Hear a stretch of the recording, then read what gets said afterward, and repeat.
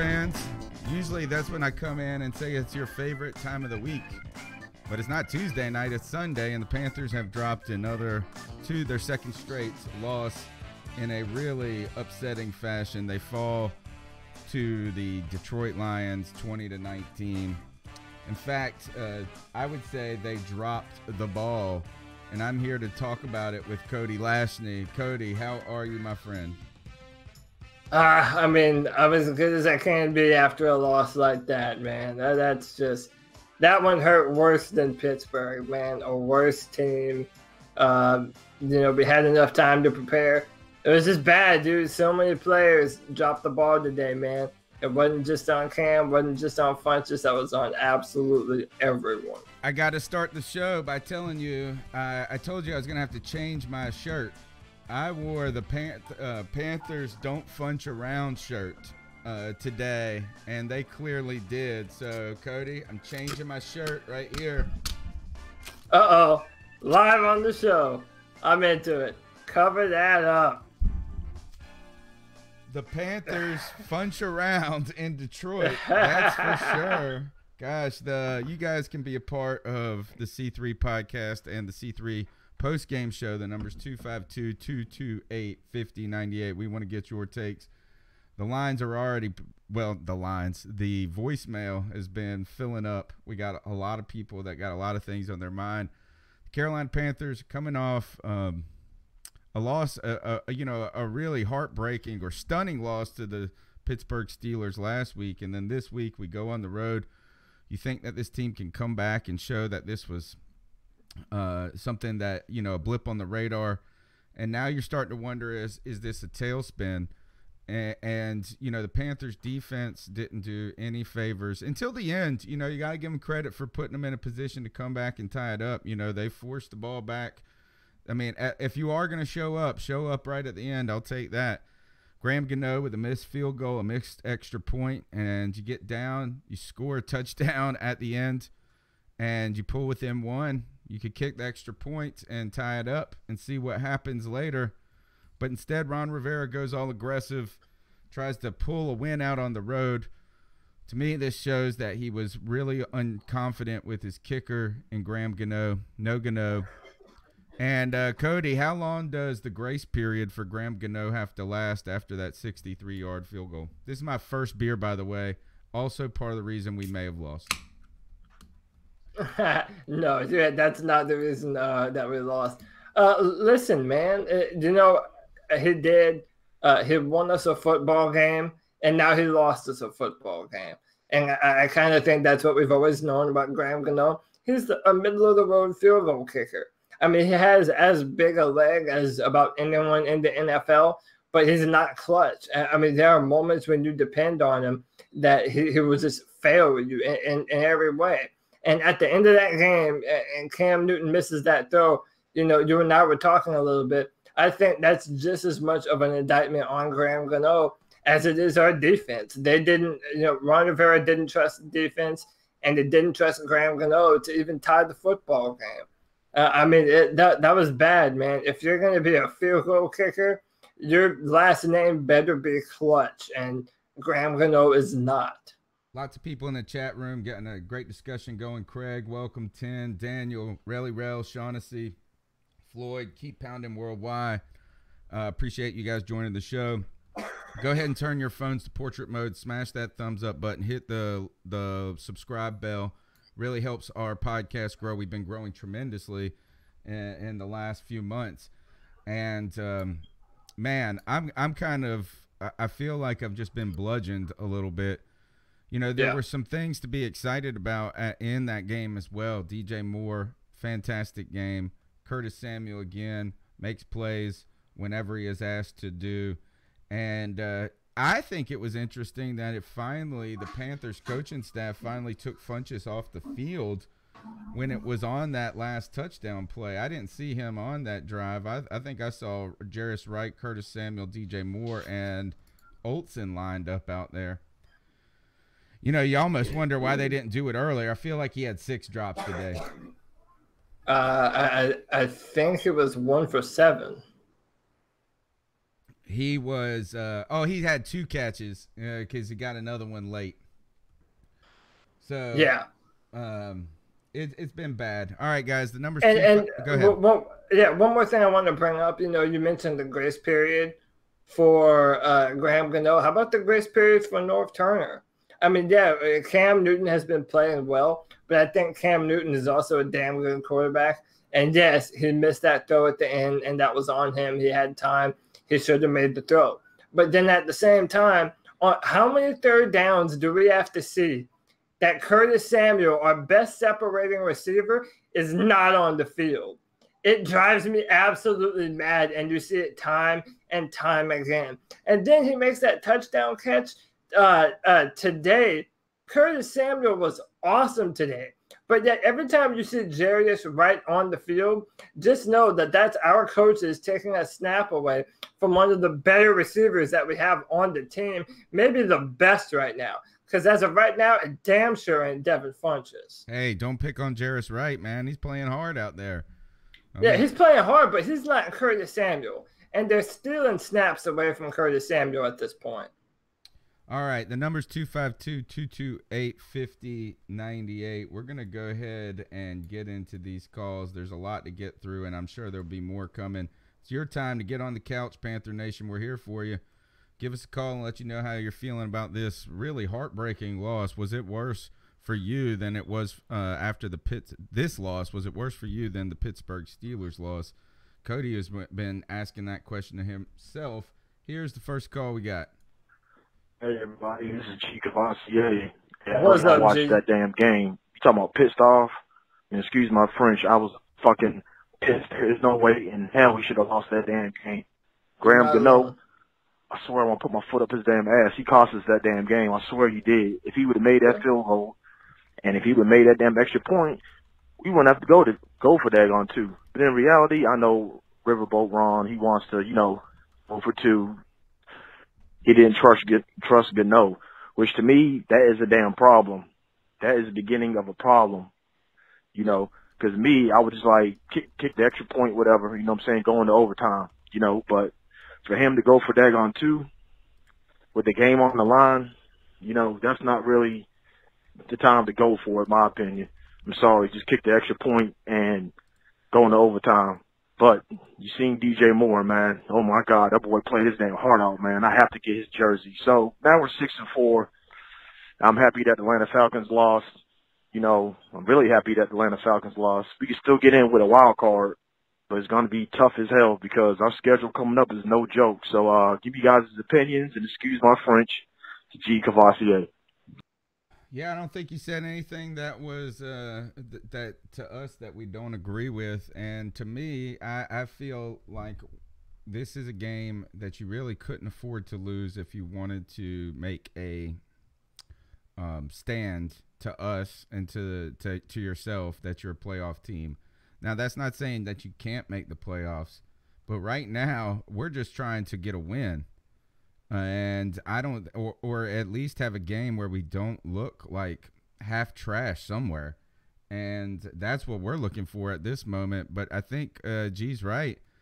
And, this is going to be a tough stretch ahead. You've got to play the Seahawks, who seem to be finding second wind at this point in the season. And now you got to play the Saints twice. There's going to be no gifts handed to this team. And I'm starting to wonder, do you really have enough in the tank to get to the wild card for that wild card? I believe the Falcons won today as well, Cody. No, the Falcons lost. Falcons lost. No, they lost to Dallas. But no, it's a good thing that you mentioned the division and that G mentions the division. I mean, right now the Philadelphia Eagles are playing the Saints in the Superdome. Let's just say the Philadelphia Eagles pull off the upset today. This was an opportunity for us to close the gap in the division. I mean, now, does anyone think that with a 3-game lead over us in the division right now, that there's any way that we catch the Saints? I mean, come on. There are games that you have to win. And so here's the deal. So now we have to play Seattle at home, and we play pretty damn good at home. We're undefeated at home. Seattle, they played Thursday Night Football. So they've had extra time to rest. extra time to look at what we do on offense and defense. You know, and then we have a bunch of tough games on the road. I mean, we don't play well when we're away from the bank, and it's a problem, man. Championship teams are able to win on the road, and that's something that, I mean, it's so hard for us to do. It's baffling. The feeling that I have right now, Cody, is much different than I had 3 weeks ago about this team. Night and day different. All right, so we're going to keep going through with these calls. Let me know if my audio is a little louder. Appreciate that. What's going on, guys? This is your boy, Black Cat Blaine Herbert. And so pissed. Here we go. So pissed. What's up, bro? I think I'm done with it. Just let us lose out, get a good pick, because I'm done with it. First of all, we lost to the Detroit Lions. Let me repeat that. The Detroit fucking Lions. The Detroit Lions. And Graham Gano, that shit is ridiculous. Ridiculous. This loss was on everybody. DJ Moore played his little fucking heart out. And you gonna try to tell me that it was all for nothing? Like that this is baffling. Graham Gano, how can you miss an extra point in a dome? You're in a fucking dome. And then you missed a field goal. Like I said, we're not even alone in a motherfucking dome. and I know, Cody. I know we've been going back and forth for weeks now. You don't want to blame Cam on anything. I get that. Perfectly fine. Cam actually played a really good game. Yeah, he did. He took a sack. He shouldn't have two. But you're going to try to tell me, first of all, fuck this coaching staff. Fuck this coaching staff. Fuck this coaching staff. And you're going to try to tell me Cam didn't miss that throw. Oh, yeah. I'm not even going to go down that road with you because of course he missed I know how biased you are. I can actually look at it and see that the man was fucking wide fucking open. It's ridiculous.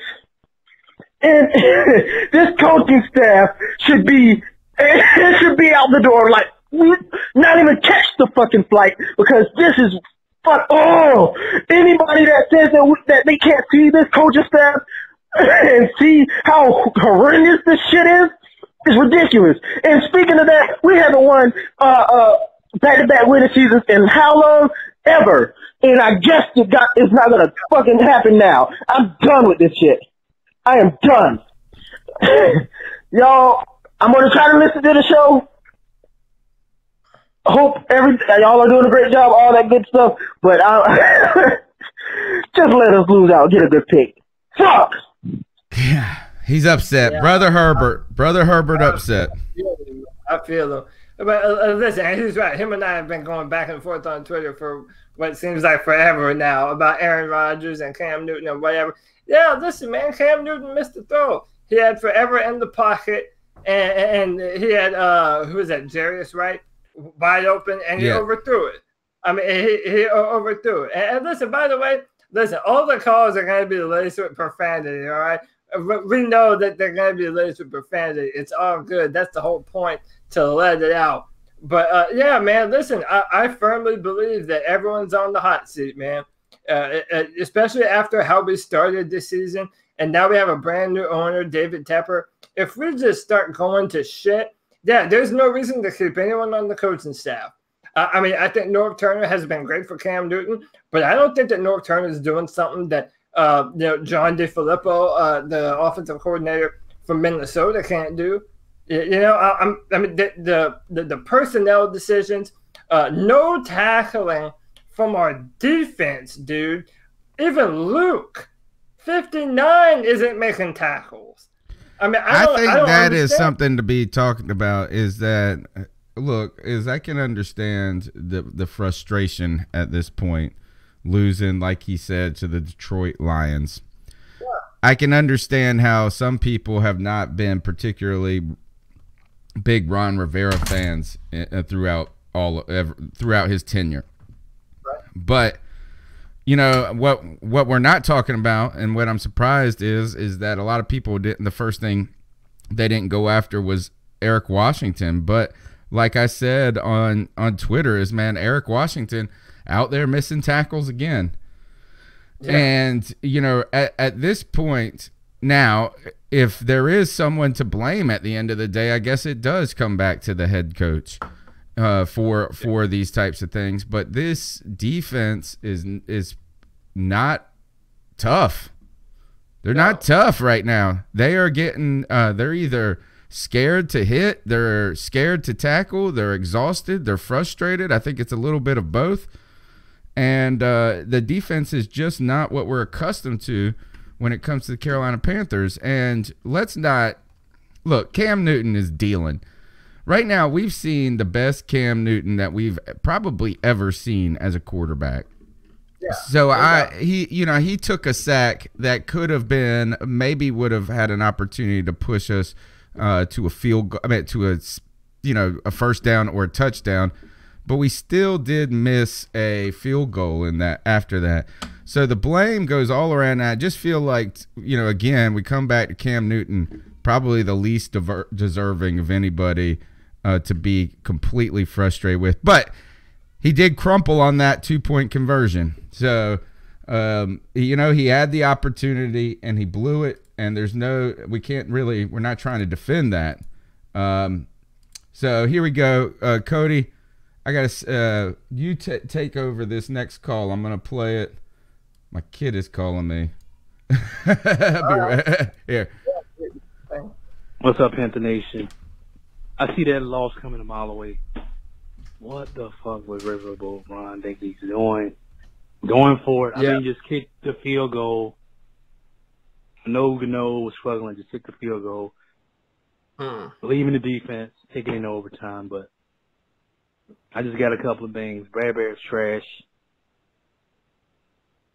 Gano fucking trash. Bravo.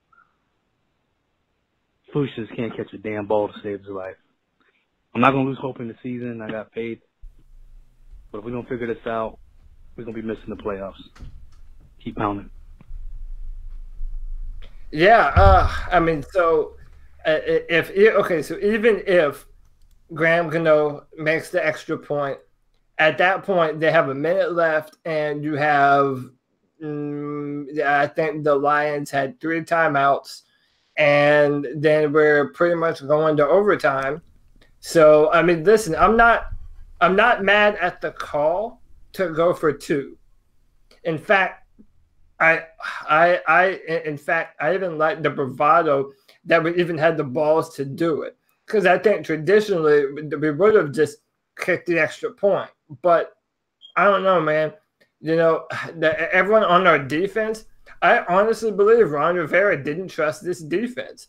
I felt we had a better chance at making the 2-point conversion than than having our defense on the field, stopping them from marching downfield and winning the football game. And I think that says a lot about our defense right now. This is not a good defense. We've only stopped one team from putting up 20 points on us. One team. That was the Cowboys, wasn't it? Oh, and Philadelphia. Cowboys and Philadelphia. And dude, it's just our defense is embarrassing. Absolutely embarrassing. I'm kind of stunned that the linebackers haven't looked particularly good. I know. Everyone. Thomas, Luke, Shaq.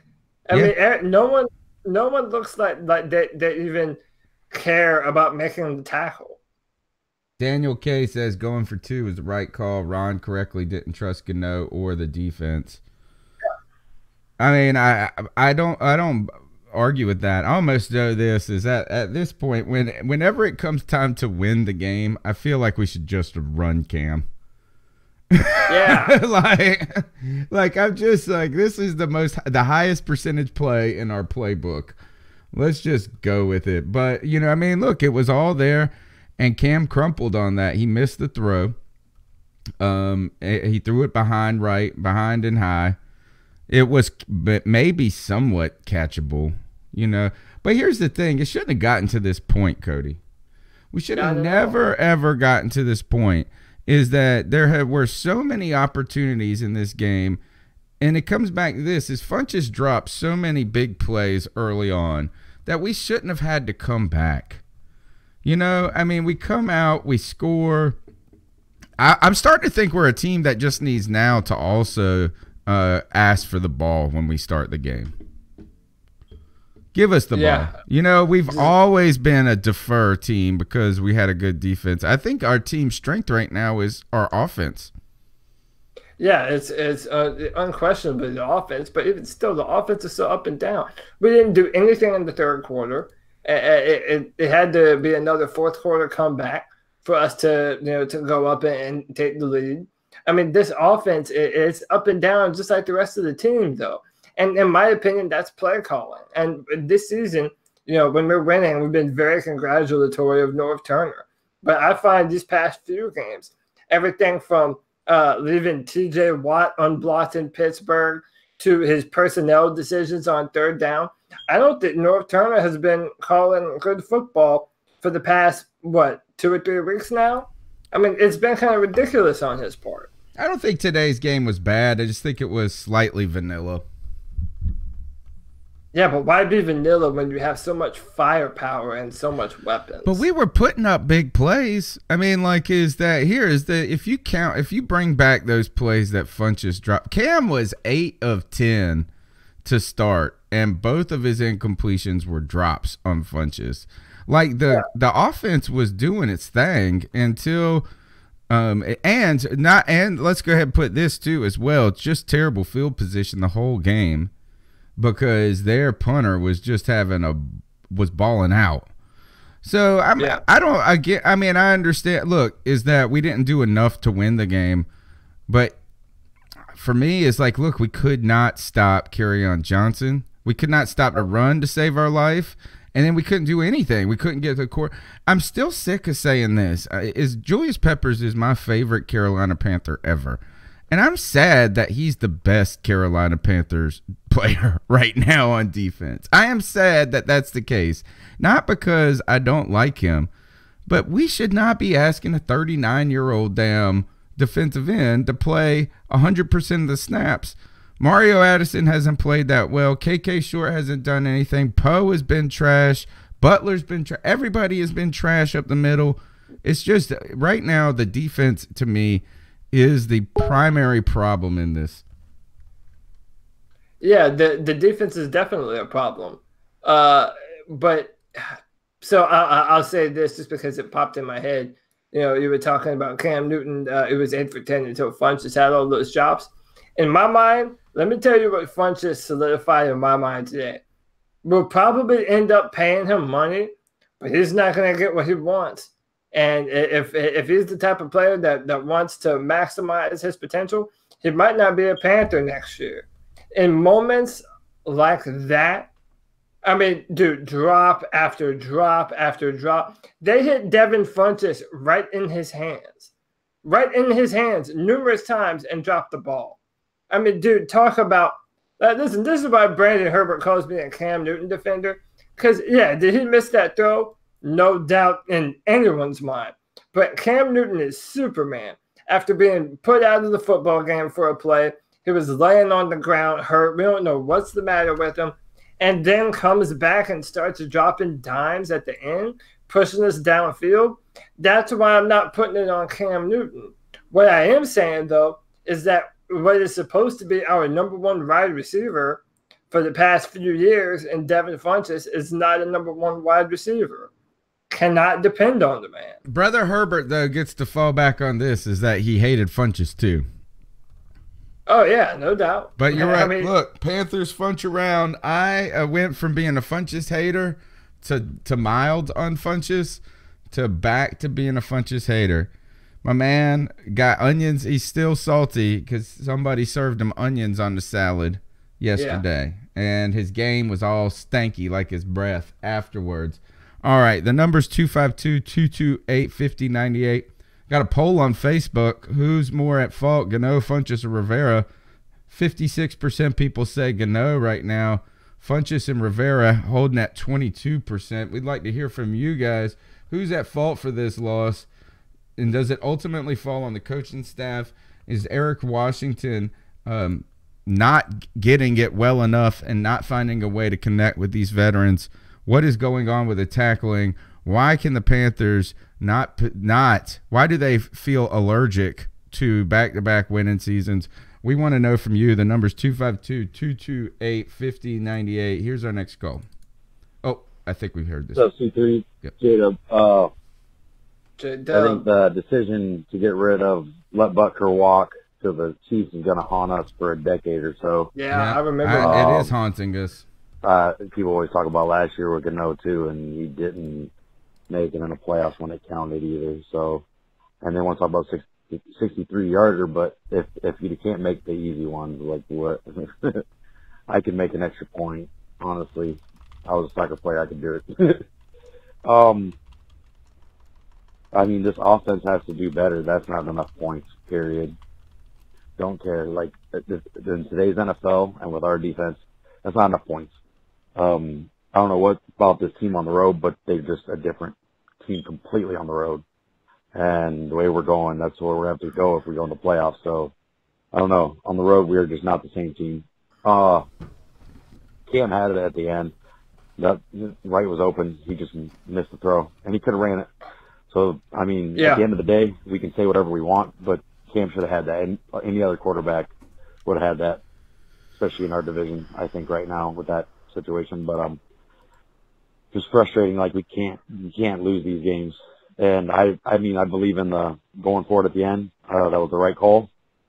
I'm not questioning that at all. I thought it was smart the way we handled the end with that. Yeah, I do too. Put ourselves with a chance to win and just didn't get it done. I mean, we play like that against Seattle. It's going to be rough. I mean, I have more confidence because we're going to be at home. And like I said, we're night and day from home and away. But this is away stuff we got to fix. Team needs every game it can get. And if we don't shapen up, we can make the playoffs all we want. It won't matter. I still believe the team can do it for sure. But we got to clean stuff up. I mean, we're already way into the season. It's time to shapen up for real. So, love you all. Keep pounding. I don't even know what I don't know what to say when it comes to seeing the Panthers defense like this. When we're talking about cleaning it up, is that we got to also, if anything, we're an old defense, right? Or older, a lot of veterans. Really surprised that we're playing this sloppy, and it just I don't know what's going on, but why is it not more crisp? That we saw last week that against the Steelers that this defensive line couldn't muster anything. And I guess they did soften us up with the run so much early that, blitzing doesn't help against that a lot of times. But we were getting gashed in the run. Big play after big play. Maybe not giant runs, but you're talking 8-yard pickups. I think Kerryon Johnson, he looked phenomenal. Maybe the best thing that happened to us was when he got hurt. Yeah, but even still, there was a third down they had that they went for like 22 yards. Even after we left, it was after it was in the third quarter. Peppers had gotten a sack or two in a row, and I mean, listen, man, it doesn't matter if it's Kerryon Johnson, Devontae Freeman. It doesn't matter who it is because, and you and I have been seeing this all season, teams run the football on us. Yeah. And it's so annoying, man. It doesn't even matter who the running back is. Our defensive linemen get blown off the line, dude. We're pushovers on the defensive line. If it's not Julius Peppers saving the play with a sack, everyone else is just being beaten up on. I mean, it's bad at this point. It really is. I can't defend anybody on defense anymore. Like, right to the point right now is Julius Peppers is just untouchable because he's a legend. And I would say right now I've still got grace in my heart for Luke Kuechly going. Something seems a little off with him. But he is not the Luke Kuechly that I've been used to seeing. I said this about a month ago, too. Something is just not, I don't know what is going on, but he's even misreading plays. And that just, used to be like you couldn't fool him. You saw on a run play today, he pointed out, it's going right. And they went right up the gut, and it was Luke Kuechly's gap. that it goes through. Mario Addison, I think we've asked him maybe that we expected him to be more than he probably truly is at this point. And when Dante Jackson got hurt, I was about to say this is it for this defense. Yeah, that was, oh man, my heart jumped. If he would have been out for the season, man, that would have been bad if we lost Dante.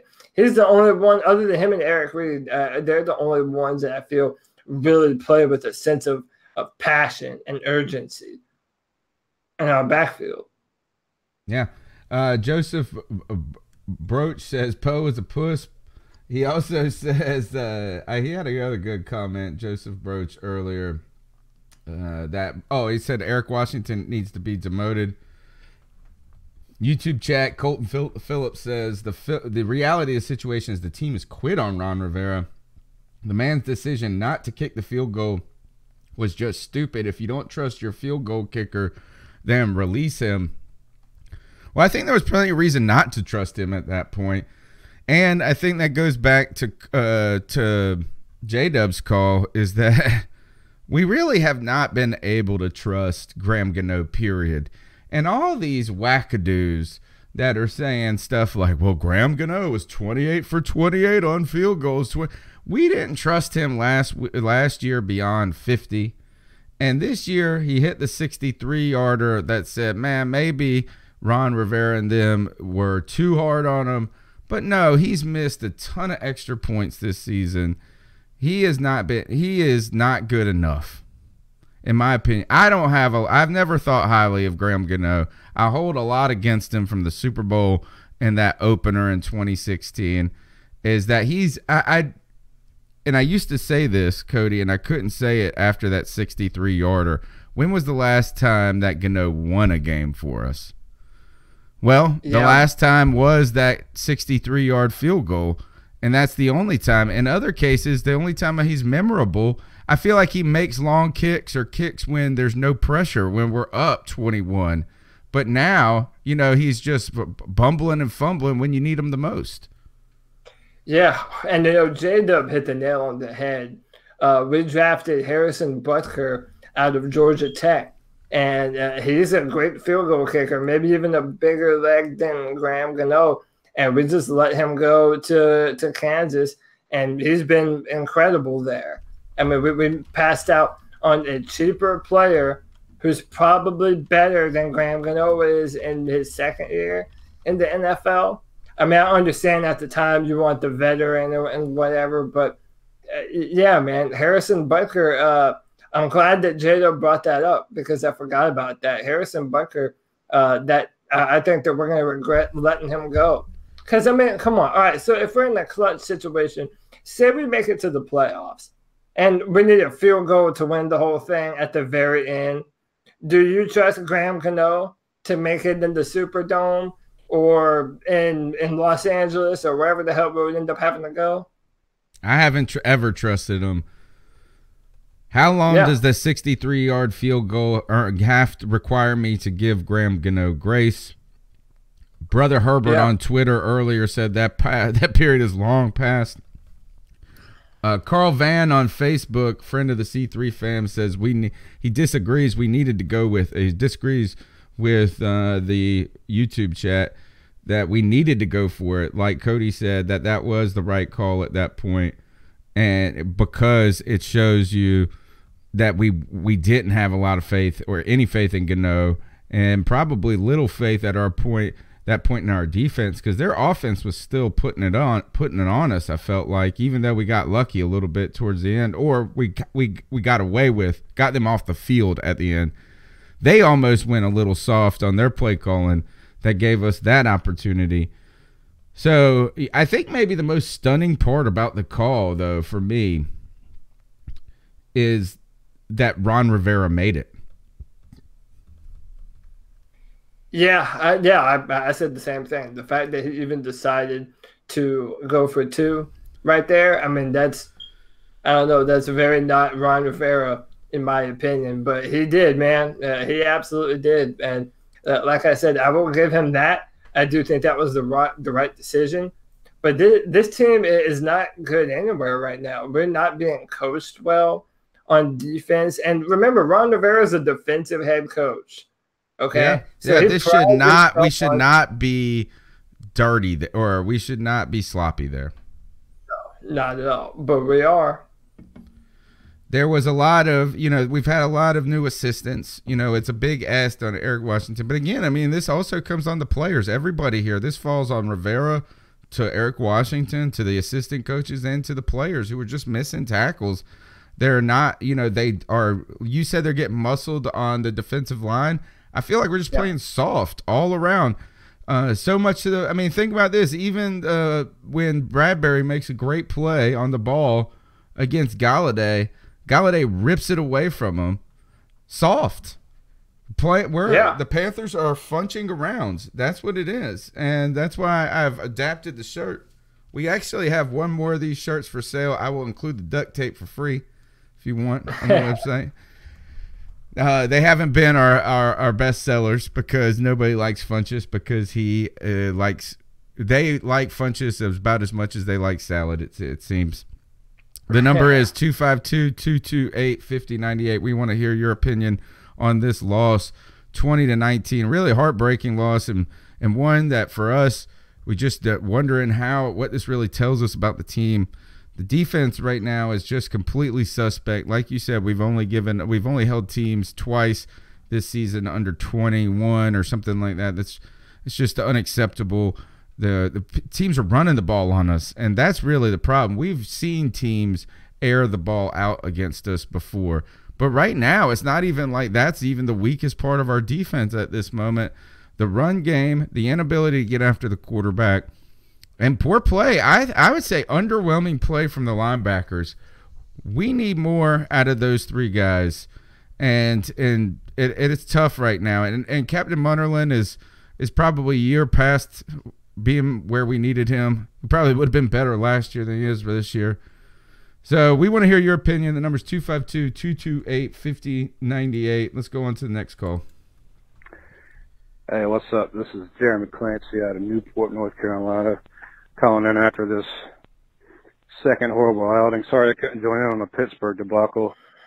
A lot of stuff going on. But anyway, today, I don't know if these coordinators, the assistant coaches are worth the shit, because they need to get the drills back, because they're not practicing their fucking tackling. That was terrible.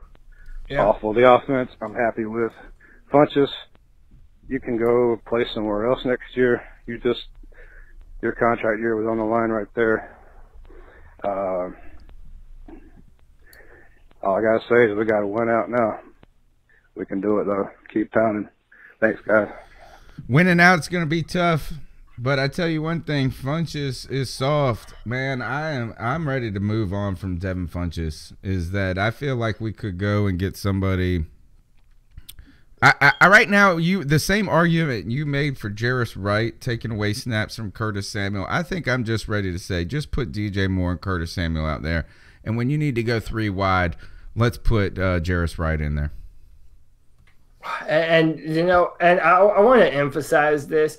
It's not just that we're hard on Devin after a bad performance today. I think if you look at his entire tenure, he's made some good plays, but he's not a good route runner. I remember when you and I interviewed Brett Coleman, he said that he watched some plays where he didn't know what route Devin Funchess was even running. Listen, I don't. He has the rest of the season to redeem himself, but man, I don't know how you make the argument for yourself of getting a big time contract when in moments like that you're just invisible. I mean, you're a liability when having the ball thrown to you. And then another thing, back to personnel, after Devin Funchess had been dropping passes all day, on a third down, we're backed up to the end zone. On third down, we have Jarris Wright and I think Manhurts and Devin Funchess. And Devin Funchess was on the play. He was the primary target on the play. I mean, come on. How many chances does homeboy need to have? I mean, and he did make that pass, but come on, man. I don't understand why we have so much trust in Devin Funchess right now. He's done it in the past, but after a day like that, quit calling his number. He has barely done it in the past, to be honest. Is that last year he had a strong finish after Kelvin Benjamin's departure. But he has been underwhelmed. He's been bad. He just hasn't been that good. He had a couple of flashes his rookie year for just based on opportunity. But at the same time, he has not. He has been soft. This is what Underground West says. Funchess is soft, and he's like leaf lettuce, man, a soggy crouton. And then Jedi Jor says he was getting open though. But what does that matter if homeboy ain't catching the ball? You know, I would remind you guys too is that Devin Funchess dropped a beautiful pass on third down against the Falcons. That really was an opportunity that led to, like, I guess, them getting the ball back, flip the field. Kind of a terrible go for us. You know, he is – I'll pose this question to you guys on YouTube. Would you rather have Devin Funchess or Brandon LaFell 3 years into their career, 4 years into their career? Because really, it seems like Devin Funchess almost should be better than Brandon LaFell, but those guys are both just average at best. Average at best, and this is not for lack of opportunity. I think that's where the Curtis Samuel people crowd are so infuriated at this moment. Is some guys seem like they get continued reps, continued opportunity. C.J. Anderson shipped out the door because he's upset with his carries.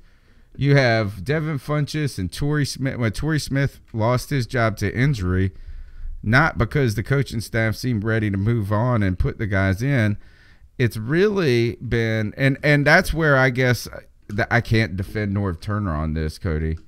As you mentioned this earlier, is that if there is a knock on Norv Turner this year, is I think maybe Norv Turner hasn't been maybe firm enough with Ron Rivera saying, this is like, I'm ready to make this move to these young guys and just, be okay that they're not the best at some things. But DJ Moore today showed you this guy, if he's not on the field, you're a dummy. You're a dummy. Yeah, I mean, DJ Moore made some incredible plays today. I mean, listen, his yards after the catch ability is already top 5 in the NFL, in my opinion, and there are some damn good ones out there. But his dynamic with the ball in his hands. And, there are a few notorious Panther fans on Twitter that are very critical of DJ Moore. And some of the stuff I agree with, his route running does still need to improve. But when it will, not if it will, when it will improve, you will have a wide receiver that has the physicality to make yards after the catch and stretch the defense down the field. You'll be able to play him anywhere and everywhere.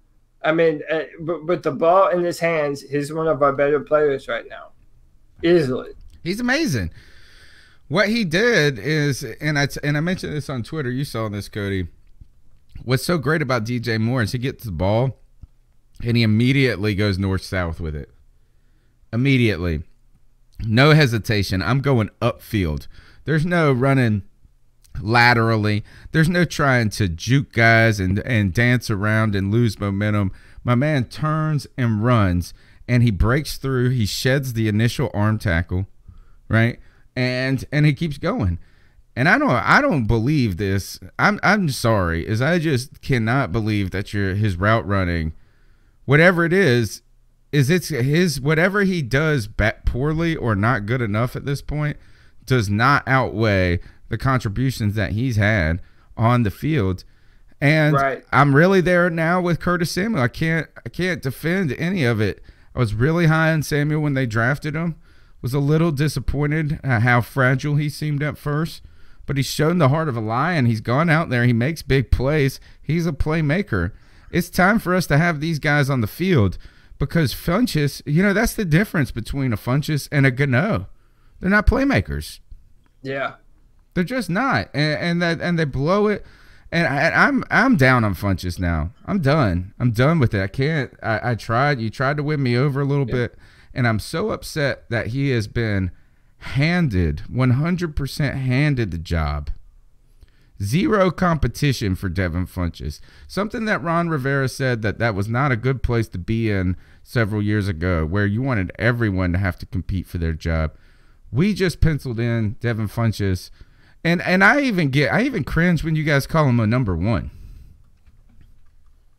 Yeah, I mean, he's nowhere near a number one wide receiver talent-wise, but that's the thing. In a lot of ways, he is played as our number one wide receiver.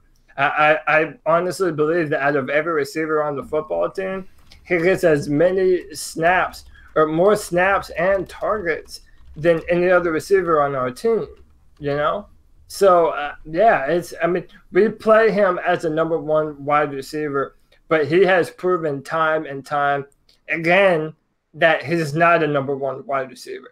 Now, I'd still take him over Kelvin Benjamin, but that's not even saying a whole lot. Yeah. I mean, Kelvin Benjamin is shouldn't even be in the league at this point. All right, let's go on to the next goal. Hey guys, man. I think this game goes to show that the Panthers are a completely different team on the road. They can't. The defense can't stop a cold. It's terrible. Funchess had like 5 drops. He can't catch a cold. I was like, just sit him down. I've been a big Funchess supporter this year, but at drop number 4, it was like you should sit down. Yeah. Big game from DJ Moore. I mean, best game as a rookie by far. But we just couldn't pull it out. Graham Gano having an off day too. It was almost like we didn't fully recover from the Steelers game. Terrible. But we're 6-4. The Bucks and the Falcons lost today, so we can take solace in that, I suppose. But I mean, I don't know. If we can't win any road games this year, then I mean, what are we gonna do? But keep on, guys. Have a good one. Cody, Curtis Samuel has 4, 5, 8, 16, and whatever he had today. He has 16 targets plus whatever he has today, and he has a total of 1, 2, 3, 4, 5 touchdowns on the season. Yeah, I mean that amount of touchdowns and that few amount of targets. I mean, come on. Okay, so Tony, help me out here. Do you see why I'm so confused? Like, why I'm so pissed off about it?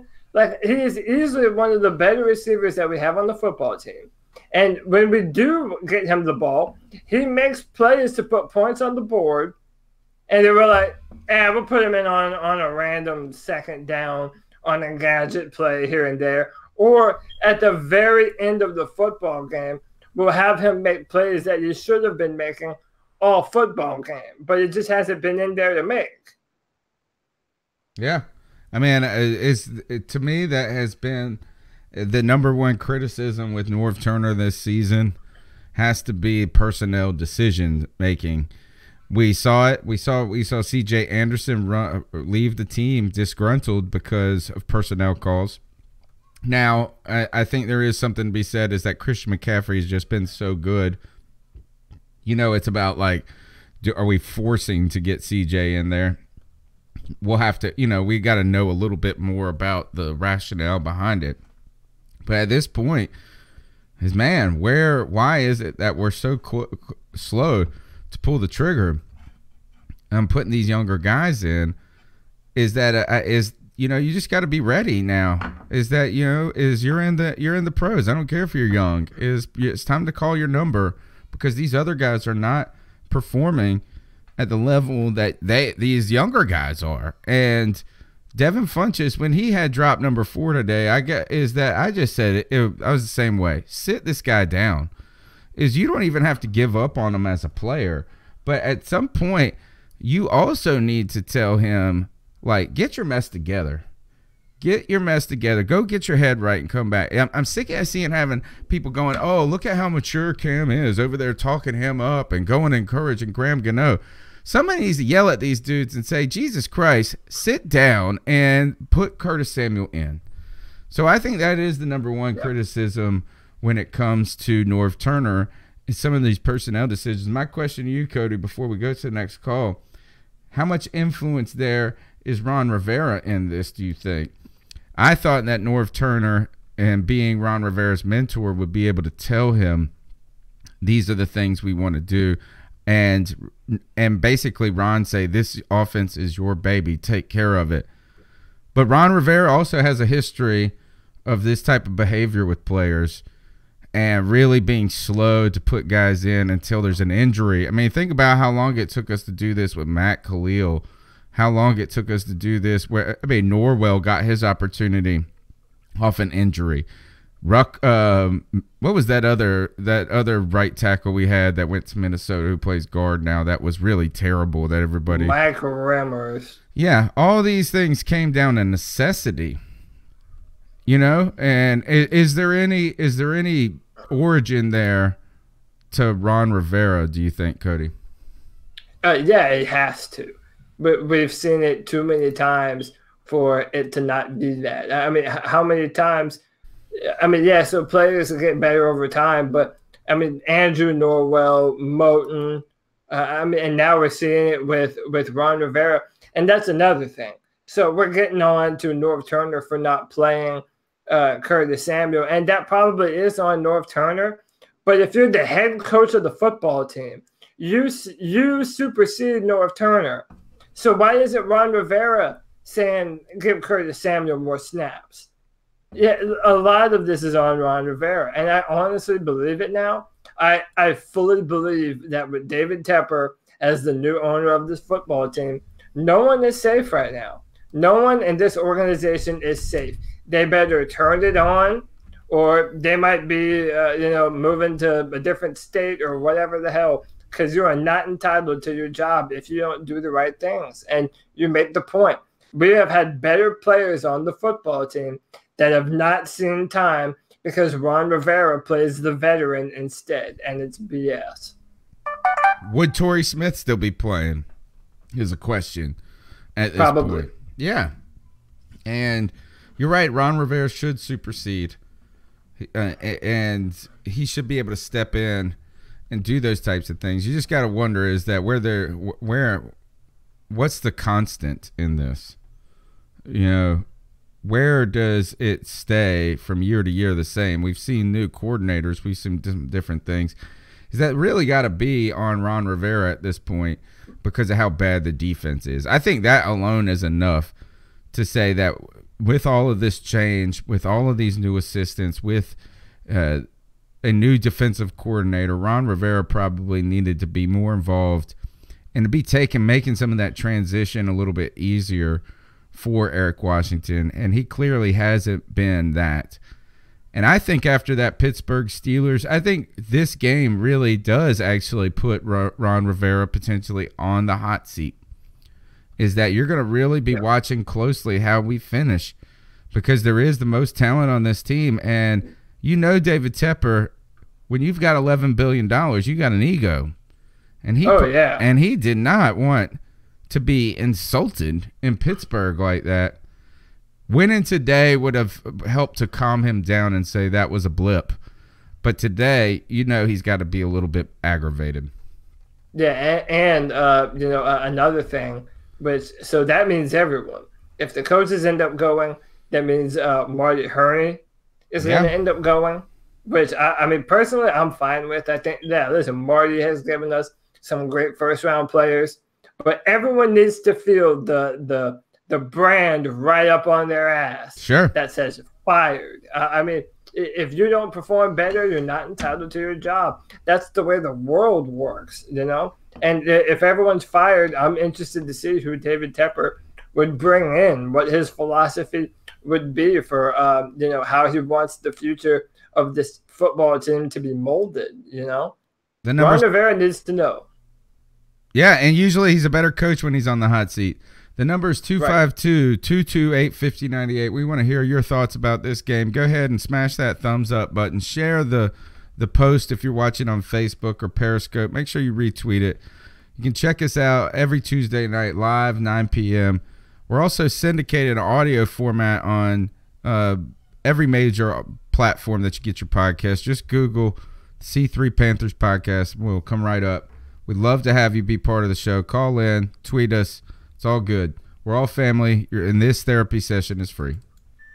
Oh, yeah, this is really real from the chat.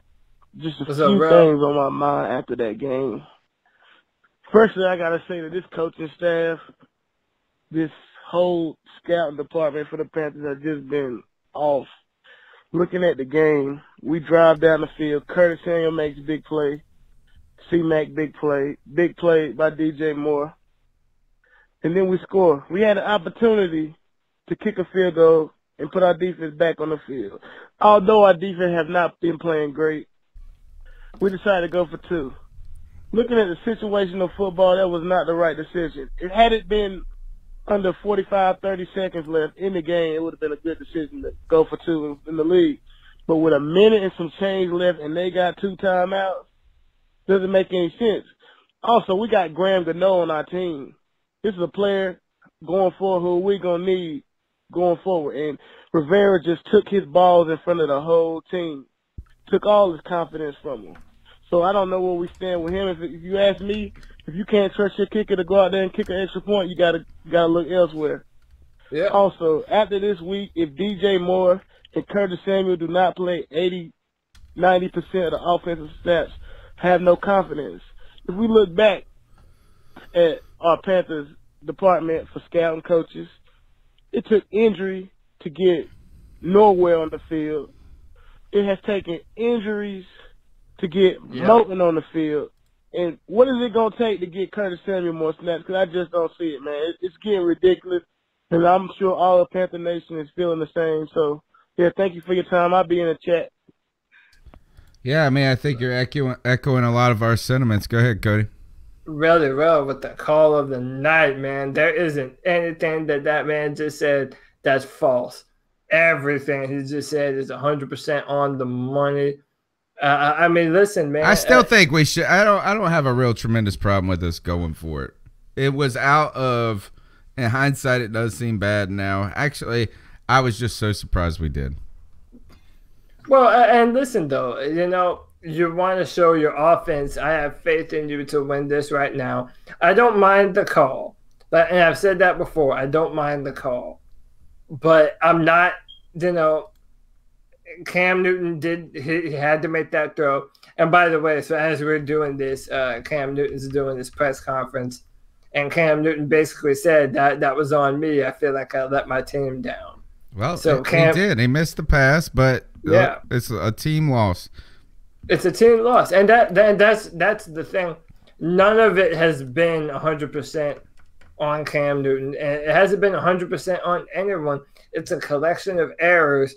But yeah, man, the thing that jumps out to my mind, what really just said was, you're not letting your best offensive players have the amount of snaps that they deserve. Curtis Samuel is a 2nd-round draft pick.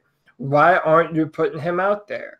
I don't understand. And the number of times he's had the ball in the end zone and made the play. Look, how about that? We haven't talked about that yet. That jumping catch that Curtis Samuel made. Phenomenal. Dude, that was incredible, man. That was an awesome play. He has 5 touchdowns on 16 targets.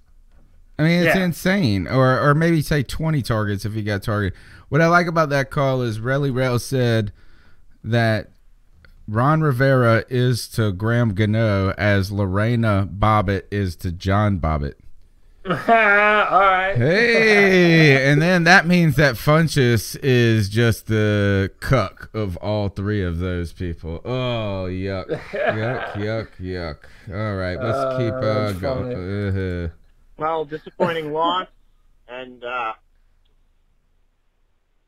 just so many little things that didn't work out today. A Graham Gano missed field goal, missed extra point, both of which would have changed the tide of the game at the end, especially losing by 1. you just can't shoot down the importance of those little things throughout the game. And then you look at the number of drops that Funchess had today, and on the 2-point conversion, you have the most mobile quarterback in the league, and there's no design run, there's no nothing there for him. I agree. It really just looked like a very sloppy game today. Just a lot of pieces not quite being where they need to be. It was good to see DJ Moore get involved, and Samuel and Jarius Wright.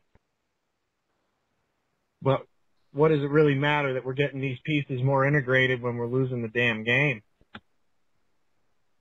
And Cam threw for 357 yards. Maybe I'm wrong on that, but you look at that performance, and I kind of wondered. We saw him go to the sideline with that little ankle issue there, and I'm wondering if maybe that wasn't just bugging him through the rest of the game and kind of prevented the play, or kind of changed the play calling from that point on, is to try to not favor relying on Cam's athleticism as much as maybe we'd like to. McCaffrey had a great game. By and large, the offense had an okay game. I think it's really just a couple of missteps on play calling, and this could have been a different game. I think their defense had a couple of made really tackles, damn it, to try to prove a point, because they've, you pay attention to what Detroit's been doing, and they've been getting just danced on by people, either allowing sacks, turnovers, things of that nature. So to have us go into their house and be looking for a bounce-back game,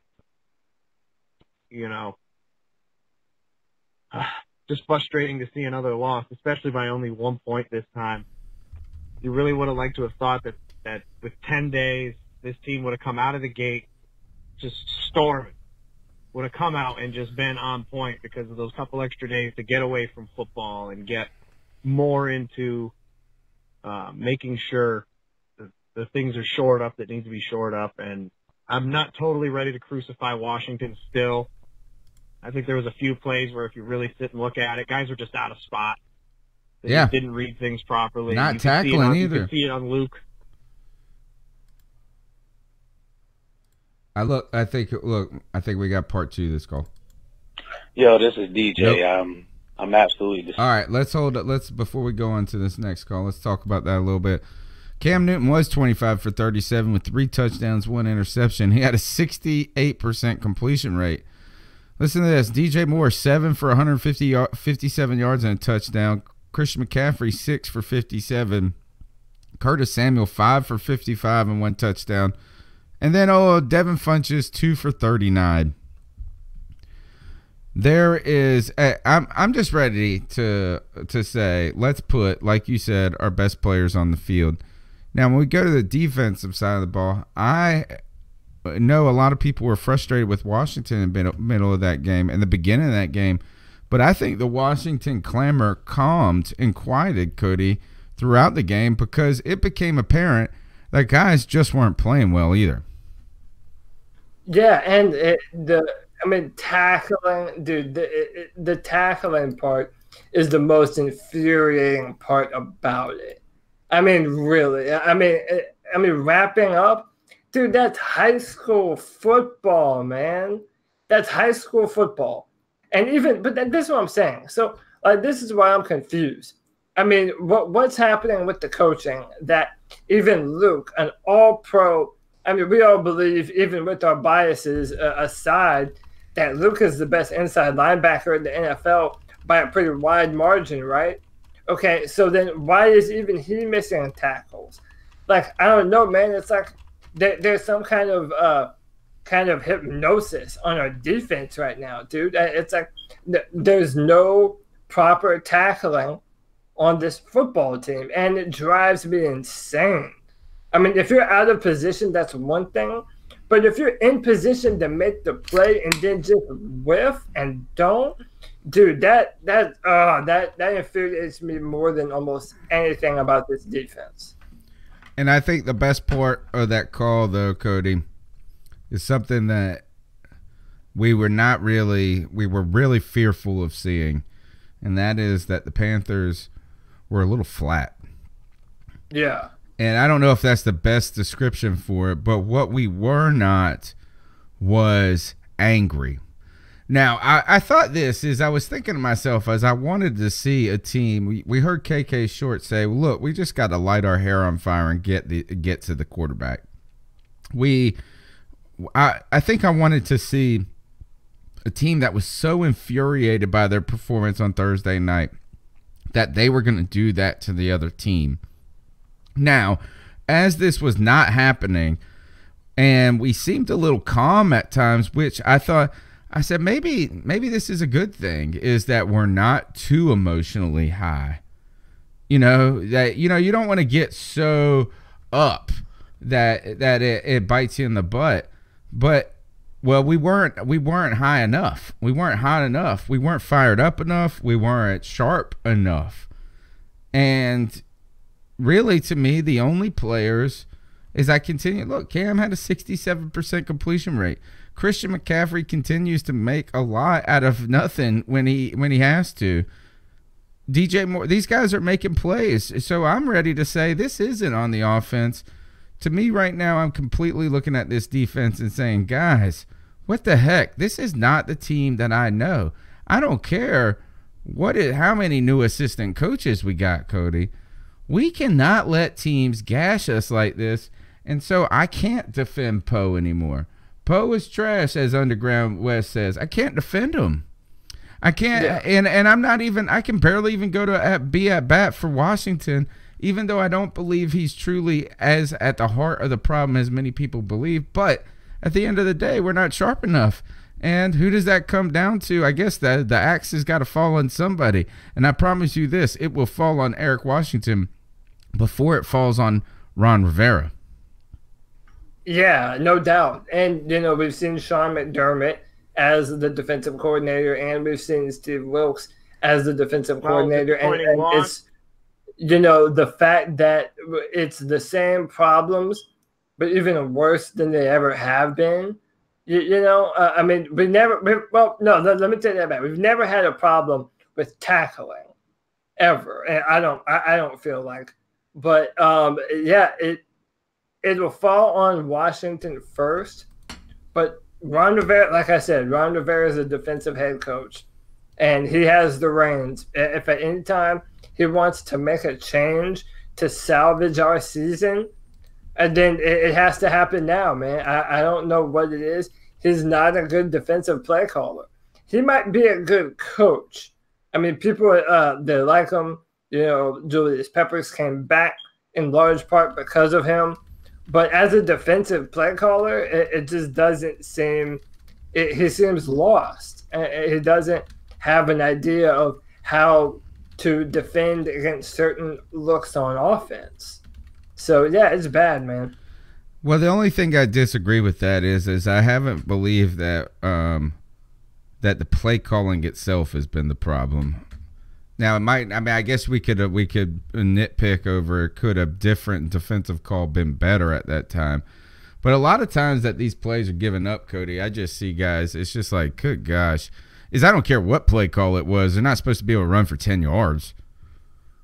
Yeah. So, I mean, but but you're right. Is that if this is too big for Eric Washington at this point, Ron Rivera does need, and he does understand this. I think we saw this at the end of last year when he came out and said, "Nah, we're not rethinking our Mike Shula," and then the next day he fired him. Ron Rivera is not above self-preservation. No, and he shouldn't be.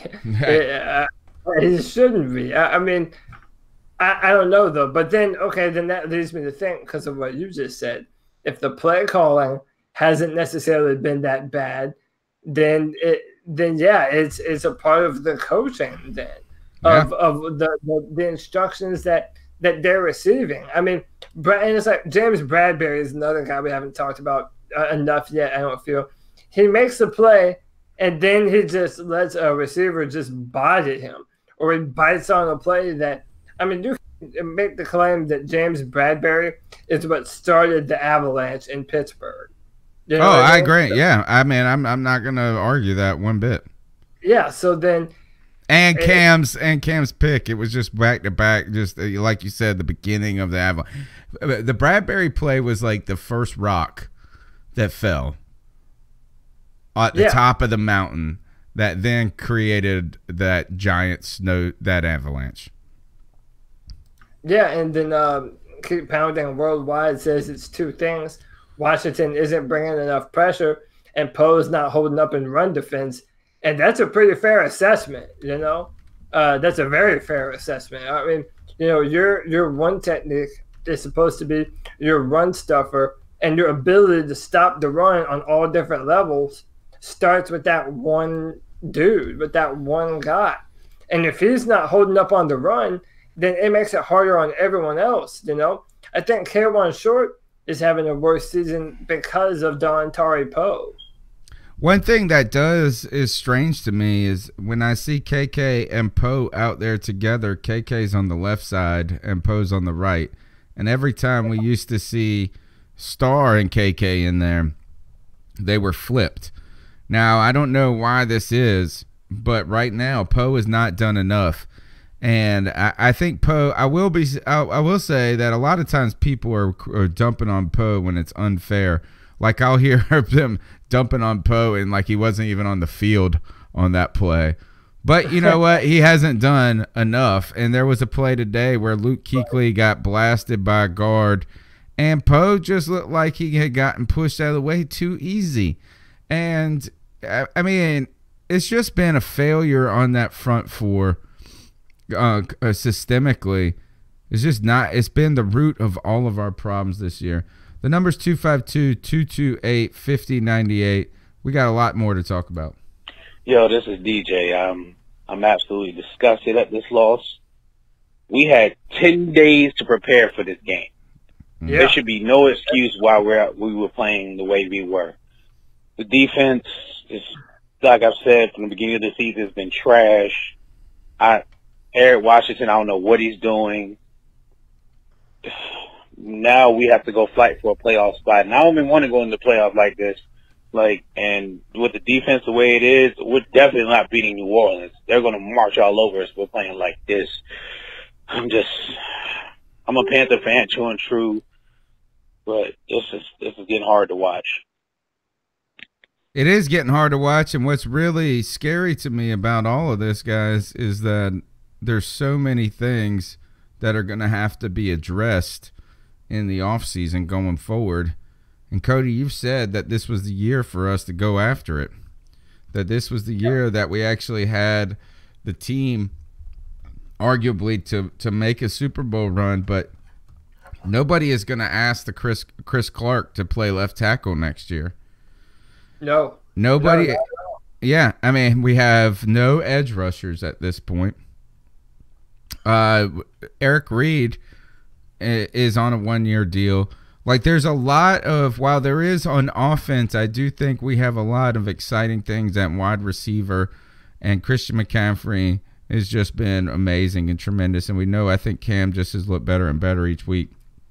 But we don't feel, look, Ryan Khalil's probably going to retire after this year. So you're going to have to replace a left tackle, a center, and you don't even really know if your left guard position is solidified.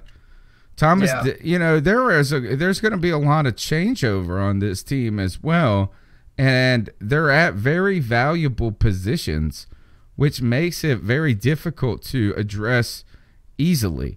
So the Panthers are going to have to do something aggressive in free agency this year at some spot, whether it's at defensive end, whether it's at on the offensive line. You are not going to be able to fix quickly enough this through the draft. Well, I've heard you say that before, and I disagreed with you then, and I disagree with you now. I mean, we've all seen what one good draft can do for a football team.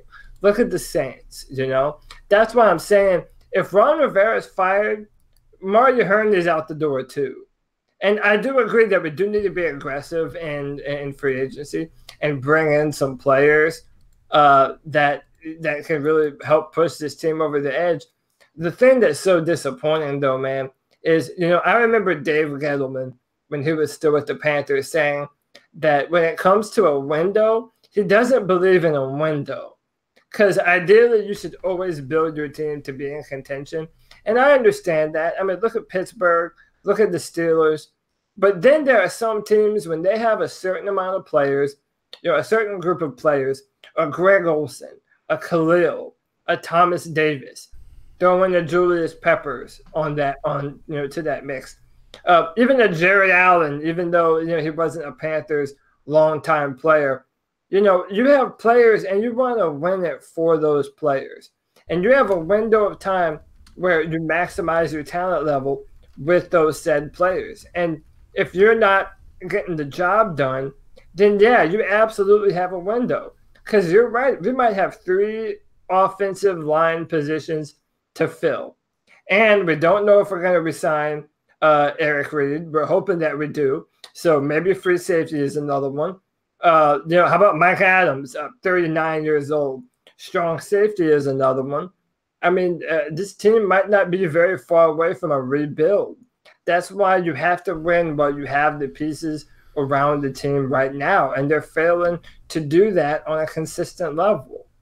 All right, the number is 252-228-5098. Your calls on the C3 Panthers at Lions post-game show. Fellas, what's going on, man? This is Coltrane off Twitter, Classic Coltrane on Twitter. Shout out to the best Panthers podcast out there. Word. Sorry for the lack of enthusiasm. This game hurt, man. A couple takes. Number one, I think that Rivera decision at the end of the game was very boneheaded. So, okay, we convert the 2-point conversion, we go up 1. So I guess we're going to rely on our defense to preserve a 1-point lead instead of a 0-point lead, because they had 3 timeouts and 1:07 left. Made no sense. Second of all, I think that decision was a symptom of Rivera trying to appease Tepper with being aggressive, passing it on first down, going for it on 4th down, and now this 2-point conversion, which I think leads me to believe that his job is not as secure as we think it is. I think his job is a little hot, a little more hot than we think it is. Second thing, I don't think the Panthers re-signed Devin Funchess. I really don't, for a couple reasons. Yeah. One, he's not that great. I think he's a decent receiver. He's not a number 1. But 2, he's not even a number 2 at this point. I think Cam does better with receivers who are shorter and faster. Yeah. The ironic thing about that is when Cam is inaccurate, he throws high, which makes you believe that he needs taller receivers. But I honestly think that Cam does better with the Ted Ginn's of the world, with Corey Browns of the world, Curtis Samuel, DJ Moore. Steve Smith. 5'10" to 6'1" receivers who are speedy, who can get open, create separation. I think those are the kind of receivers that Cam thrives with. Devin Funchess, Kelvin Benjamin, those kind of guys, they don't do well unless you have rock solid hands like Greg Olsen, man. But let me know what y'all think about that. Shout out to y'all. Love y'all. Peace. Man, good call. Thanks for that. We appreciate awesome call. We appreciate your call. I think we're all on the same page when it comes to Devin Funchess, and it brings up a good point. Is that I always feel like Cam does better when he when he just trusts guys a little bit more.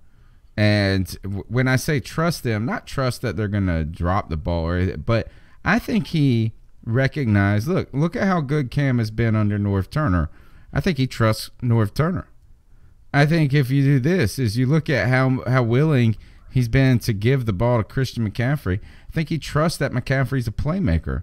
I think he trusts that DJ Moore's I don't think there's a true belief that these guys are as good as he is when it comes to like a Devin Funchess. And I think Cam can see a little bit of himself in some of the guys that we're mentioning. And maybe even that's why Greg Olsen is the standout in that group, because Greg Olsen always makes big plays too. So right now is that you might be 6 inches shorter, but I'm going to throw the ball out there and you're going to run under it. And I know you're going to go get that sucker as best as you can, other than that crap hitting you in your hands and you letting us down. Yeah. Devin Funchess, And again, I don't want to be the guy that makes rash decisions or, opinions that just, he's had a terrible game, we got to fire him. But, yeah, I mean, we've seen a lot of Devin Funchess.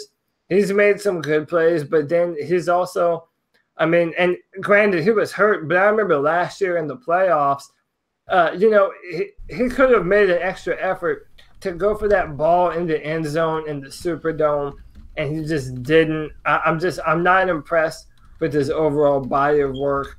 I'm hoping that he's willing to take a hometown discount, or not a hometown, but if he wants to be here in Carolina, yeah, I definitely think he's going to have to take a pay cut because he's not going to get a whole bunch of money here, or I hope not. It'd be a waste of money at this point. Let me tell you this: is Devin Funchess hasn't changed one bit. He's been the same player he's always been, and this is through college as well.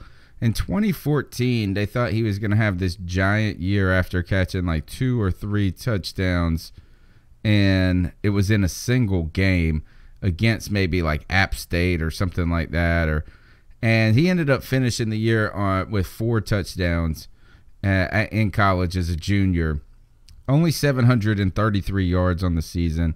He's been inconsistent throughout his career, and that has not is that in his hands were always have been a question mark when it comes to him. So he's really been the same that he's always been. Now going to Ron Rivera, I think, man, is that we're starting to wonder why Ron Rivera hasn't gotten more out of this team, Cody. We started so hot. I felt like, man, this was really I thought we were about to catch momentum, not lose it. And right now, this team and Ron Rivera, I believe, is on the hot seat. And maybe not the hot seat as in, hey, if you don't make the playoffs, you're fired. But I don't think right now he's doing much to inspire Tepper to keep him around for much longer. You have a holdover GM, like you've pointed out several times. At what point do you rip the Band-Aid off? I was disappointed. I remember, a lot of people being okay with bringing back Marty Herney. I was not one of those people, but he was the guy that they hired, so I wanted to give him a chance. And, he has made some – DJ Moore, I think we're excited about. We definitely love Dante Jackson. But then, I want us to bring in a GM that has a chance to hit on a 7th-round pick that you've never heard of, and then he's just, awesome. There are GMs that do that, and he's just I don't know if Marty Herney is one of them. If we don't finish out this season at least 10-6, 11-5, and heaven forbid we miss the playoffs. Yeah, man, I said fire everyone that isn't Cam Newton and Luke. So sad that that's where we're at this point in Cam's career. We should be at the point in Cam's career where we're at dominant mode. Is that we should not be but look, I guess what Green Bay is having to go through. All right, next call. Yeah. All right, I just wanted to make one other point. This is Mo. The last call on the to go for 2 rather than letting Gano kick it, I believe it was the right call. It was a gutsy call by Ron. It didn't work out. It was unfortunate. If you looked at the first extra point kick, Gano almost missed that. Then he proceeded to miss a easy field goal and then miss the second extra point. So at that point, it was, okay, Gano's having a bad game. We're not going to put it in his hands to tie it up because why would we put ourselves through that? The second point I wanted to make was that Cam, on that last throw, the guy was wide open, but Cam has never really been good at doing like little over and under or over and up throws, I guess to say. So the lineman was right in front of him. He couldn't throw it through him because he would have got up and batted it. So he tried to go over it. Well, he tried to go over him, but he's never really been good at like the little touch pass. So it sailed right over Wright's head. And I mean, I've known Cam long enough to know that he's not good at those type of passes, so I don't really hold that against him. It was just the Lions played hard. It's unfortunate. I want to say this is one of the better coached games this year. I know that might be hard to think, considering what happened, but I think we adjusted well to the run because they came out and gashed us on the run. We adjusted well on the run. Norv,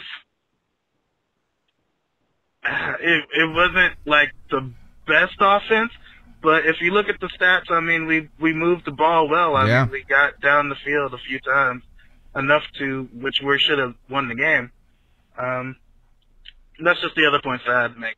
Keep on, guys. I mean, I agree with a lot of that. I think that a lot of people are going to be disappointed in the Cam throw because, you know, he's actually been so much better on those throws this year.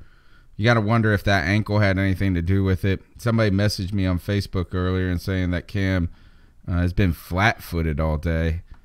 And you don't know. And I thought Cam was just straight dealing. So I don't really have any problems other than that. Like, he threw up a ball. I think that one interception he had was probably a forced ball. Like, probably not the best read on that. Missed McCaffrey once, not where he missed him, as in he didn't throw it to him. He didn't throw it to him. That was the only missed part of it. I thought he was on point today. So I guess that the touch passes, I feel like Cam has just been so much better at that. And I agree. The offense did what it took to win this game. The adjustments were made. I felt like maybe a little slow when it came to Funches being a problem, but they did make them. I think this really comes down to defense. And to that point, Cody, this is the one time we've had all 3 timeouts late. Yeah, we had all 3 timeouts, and we didn't really have much of a need for them. I don't know how many calls we have left, but one of the things that Cam Newton said that I think as we near the end of the podcast, it's good to put out there for everyone feeling like shit. Cam Newton says we are going to be okay. I believe in every person in that locker room, and I know they believe in me. Amen. So, yeah. I mean, listen, they're showing I have the SandScam on. They're showing the wild card picture. Right now, Minnesota and Chicago played tonight, I believe. Right now, we're the 6th seed as of right now. I don't know what happens tonight with Minnesota. We're hoping that they lose. But our destiny is still in our hands. And I don't know if everyone believes that we're going to be able to pull it out. I still have hope that we can make a push at the end. But we have to play better than this. If this is indicative of – if this is all we're capable of doing, then, yeah, we're dead on arrival. Yeah. All right, next call. Yeah, go ahead. Hey, first-time caller. That call by Ron Rivera to go for 2 was stupid, made no sense whatsoever, and mathematically, it's like every other call. Statistically, that was the wrong choice. If we made it, it wasn't for the win, because either way, if they were able to get a field goal, they won, and if they weren't, we were going to get the ball back with a fresh set of downs, finally playing in a hurry-up paced offense that we were missing for 80% of the game. Stupid call, needs to be replaced. A lot of Panther fans weighing in on the final decision to go for 2 at the end instead of kicking the extra point. Really been an even divide among fans. We're going to keep pounding with this. The number's 252-228-5098. I guess I got to download the call. That would help, wouldn't it? Hey! So I am intrigued. It is refreshing to see how many people see it both ways. You know, is that it's the worst call, it's the best call. Okay, so this is Carl Van, first time calling. I wanted to thank Tony Dunn for that $20 for the mental health going on and watching that shit show. That really helped. I didn't buy lunch though. I bought beer with it.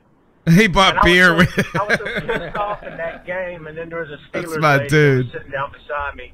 She was just like, "It's about the experience. It's about the experience." I'm like, lady, do you go into fucking labor for the fucking experience? I was just so fucking pissed off about that game, and I was just hoping so bad that we would get a fucking win this week, just to make me feel better. The Lions, bro. How do we fucking do that with the Lions? We missed 2 field goals. Graham Gano, Funchess, like what, five drops? And you can see all over fucking Twitter and Facebook that people were calling Cam trash because of this shit. Oh, gosh. It's bullshit. The only thing I can say is, bro, is that I'm satisfied with our offense and the way it's played. I agree. Of some miscues and some drops and stuff like that. I love North Turner. He's gone well beyond my expectations, and I feel like we have a future with this team, but I do not believe this is our year because our defensive line is soft as wet fucking baby shit. And no, God, I thought he was going toilet paper. About it is, all these years our defense has carried us. The one time we have the offense that can carry us, our we can't match it defense together. is Charmin. What did we do? I mean, what? Somebody please explain to me what could we possibly do to light a fire under this defense? Our secondary is playing really good. I like what I saw from Eric Reed. I like what I saw from Bradbury and Jackson. I even like what I saw from Captain Munnerlyn. But now, and Luke and Thomas Davis, those guys are always Luke and Thomas Davis. It's our fucking front 4. And I'm pissed off, and I'm going to leave it with you guys. Thank you. Yeah. You get the applause from me. First of all, you had me when you went and took my $20 and bought beer. That was it. Don't buy yourself lunch. You need beer. The only thing is now we're gonna need liquor after this. I think he's right, man. I think that the offense has been good enough, man, or better than expected. Better than expected. This defense and this front 4 has been pretty darn atrocious, in my opinion.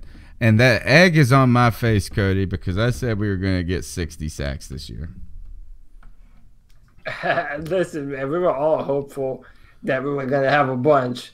So it's not just on your face. Shout out to Carl Van, man. What a hell of a first call, man. If you're going to call in, that's how you do it. That's my dude. Yeah, he is awesome. There's not much else to say except that was an awesome call. But I do agree with him, though, man. I mean, as of right now, if what I'm not gonna come on here is lie to y'all. I don't see this. Even if we make a run, I don't feel this is a championship football team because I don't know how you make the change to being a dominant defense in a week or so. You know, I don't think this offense alone is going to be able to do it. I'm not high on this football team right now to compete. I do think we're a playoff team, but I don't think that we're a team that can go all the way and bring home a Lombardi trophy. I hope I'm wrong, but I don't feel like I am. I think you're right. One thing's for sure, these guys are not getting any younger. Richard's Outdoor World said call of the day. All right, here we go. Let's go across the pond. Hi, guys. Rich in England. Well, that wasn't great, was it? I don't know. Some of you might fancy hearing me swear loudly in English. No, it comes down to coaching. We can say anything we like, but we had 10 days off.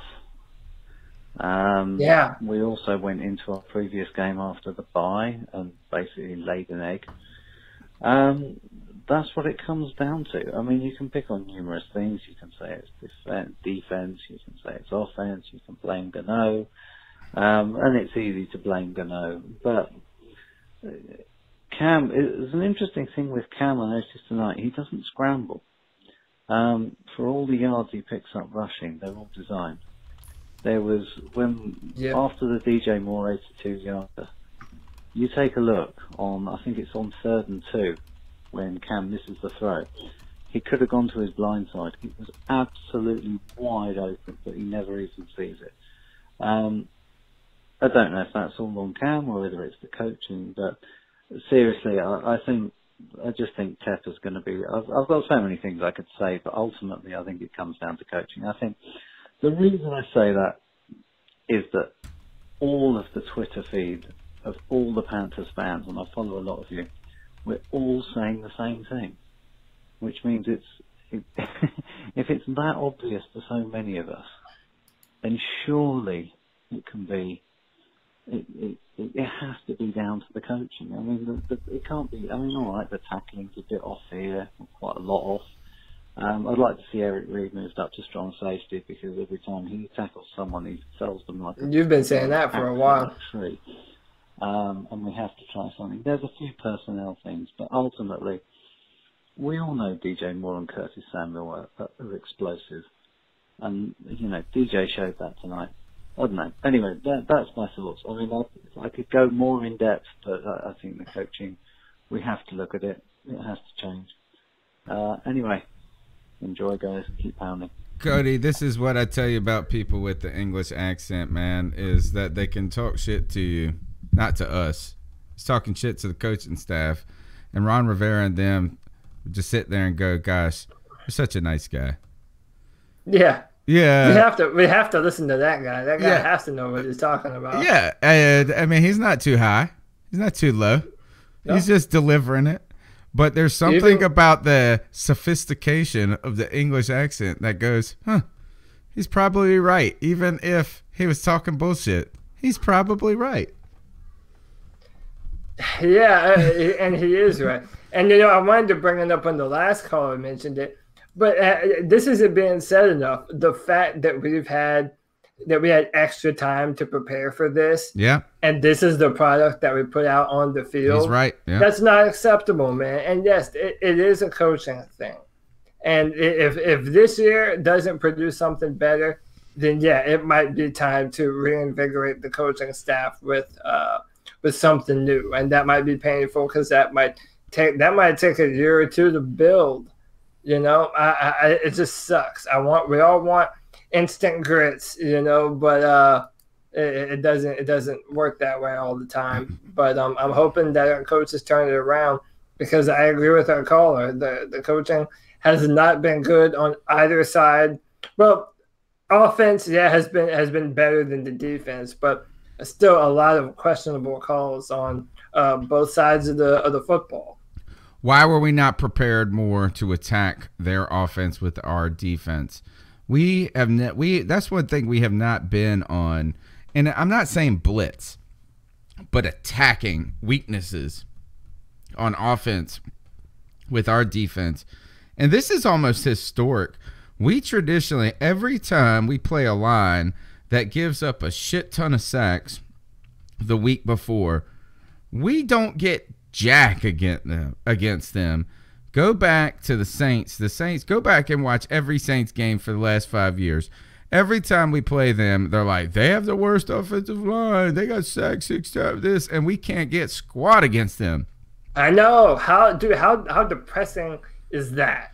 What is that? It's one thing when you're saying, hey, you couldn't get Ben Roethlisberger. You're going against Pittsburgh, and they got a great offensive line. But this Lions line has been trash, man.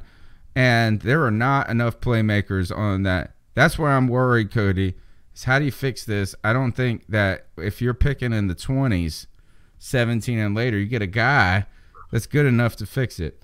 The number is 252-228-5098. What's up with y'all, boys? It's your man, Mr. T Money 1993. What's up, T Money? And I just wanted to say, at the end of the day, man, Punches had a bad game. I think that was partly, the pressure of playing in front of your friends and family, going back home. But I'm not ready to give up on them. I do think DJ Moore and Samuel, we have to find ways to get the ball, but I think everybody works together. And I don't mind Ron's decision to put his big boy pants up and go for the win on the road. Yeah. I respect it. And plus, Gano was struggling. So how many people would have been flipping if Gano would have missed that extra point? But that's it, man. Y'all have a good show. Yeah, I think that is one thing that T-Money's probably right about is that Funchess probably brings you some matchups that are helpful, but if he's not going to catch the ball, it doesn't matter.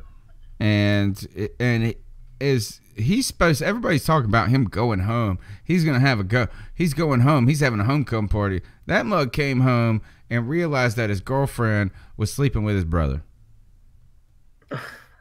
All right. Yeah. Too far? Too far? I mean, nah, out of left field. But yeah, listen, man, it's I don't know. I mean, I'm seeing quotes from Cam Newton's press conference, and he said that everybody just took turn making mistakes, and I kind of agree with that, man. I mean, this game is on everybody, and the caliber of team that this is with the players that are on the team, it's not good, man. We have to hold more people accessible, so or accountable rather. So right. Yeah. Just a couple more calls. C3 Podcast, this is Brian from San Diego. I'm all aboard the curtain Graham Gano because he's trash and always will be trash, and he makes lots of money for being trash. But anyways, once again, Cam Newton cannot do everything on his own, nor can he make all the throws. Even if he does have one or two occasional throws that he has to make on the bank. But Cam Newton played great. Tip my hat to him always because he's the only really great thing that we have in week week out. And then, you know, we have flashes of Christian McCaffrey there.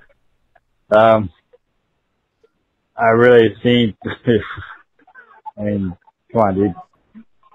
We're going to lose 1 to 2 of those games the last 3 weeks of the season, so we might actually miss the playoffs with the way things are working out. That being said, we're going to have a whole brand new overhaul of coaching staff. But anyways, love the show.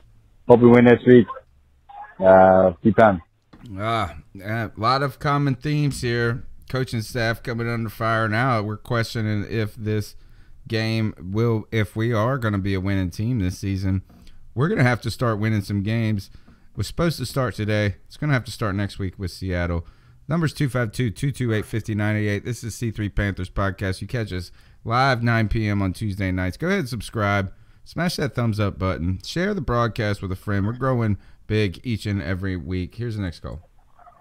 Man, I'm getting so tired of the Eric Washington slander. This is your boy, Miss T-Money is back. Again. It's just stupid. It is on our players. I agree with this. I do believe it. Missed tackles is so old. I'm so tired of watching these linebackers trying to clean up after each other instead of the first one that gets there, get them down, stop them. But no, it's even early on, about halfway through the game, they threw that screen and Sack went to go make the tackle. He missed. The guy goes back inside. Everybody else cleans it up. No, the first guy to get there, get him down, man.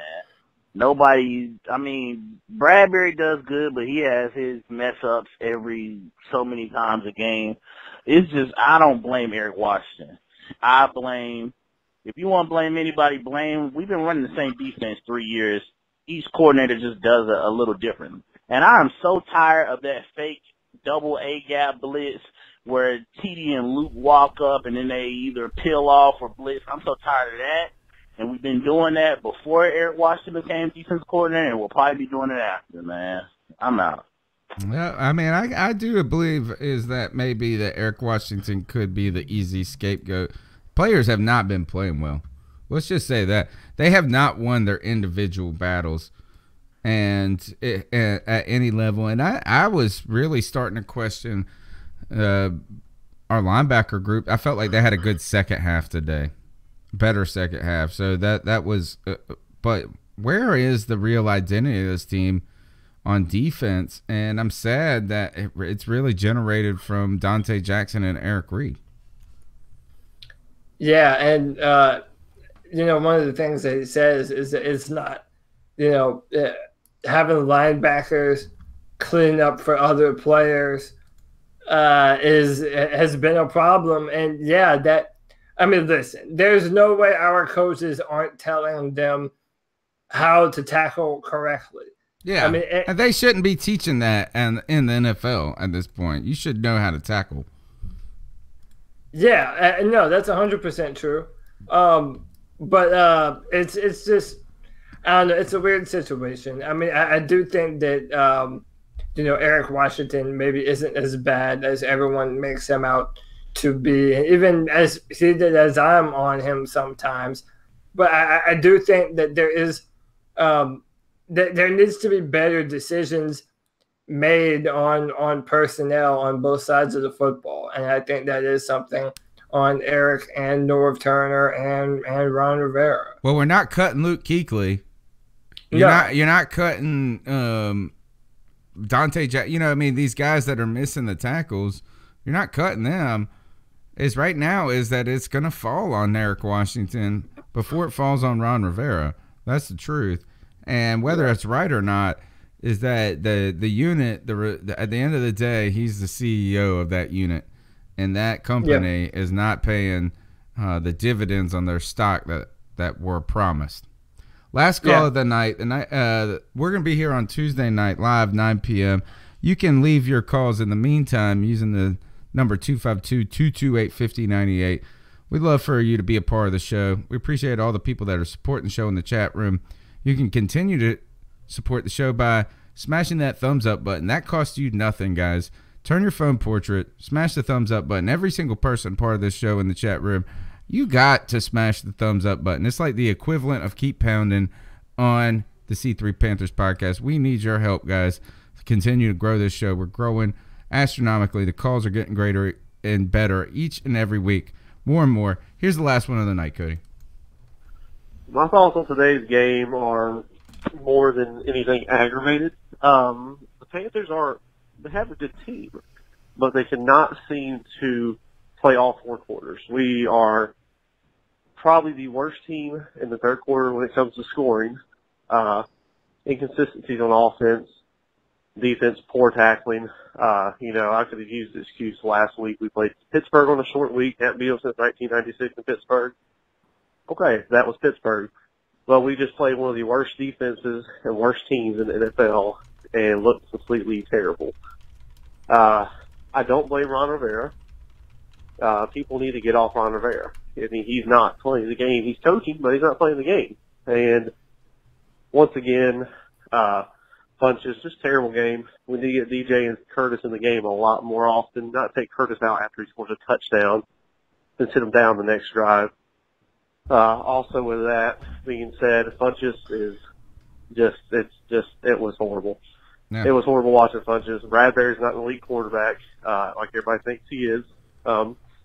Just overall aggravating game. I agree 100% with going on for it, for two to win it. His confidence was shook today, and Ron didn't have trust in him. Other than that, kind of moving on to Seattle. We're tough at home. I can see us winning this game. But you got to come out and punch Seattle in the mouth first drive and keep it going. Other than that, keep pounding. All right, Cody. I think there's only one last thing to do, and that is. I just like doing it, man. Dab on them folks. Dab on them folks. And that dab on them folks. They like seeing it. Tell me what to do. Dab on them folks. All right. This is the hardest part after a loss. It's where we try to pick up our player of the game. Our player of the game, the dab on them folks pick of the week. Cody, you can go ahead and take your run at this. Yeah, man, I am dabbing on DJ Moore. It might have listen, man, whenever you make a play like DJ Moore makes, going all the way down the field the way he did, he made a few plays that shows why he has so much talent and potential. Yeah, listen, man, whenever you have a bad football game like this, it's important that you still give love to the players that deserve love. Today, DJ Moore is that player, man. First-round draft pick. We're going to have him for a long time, and he's only getting better. I love the man, love the player.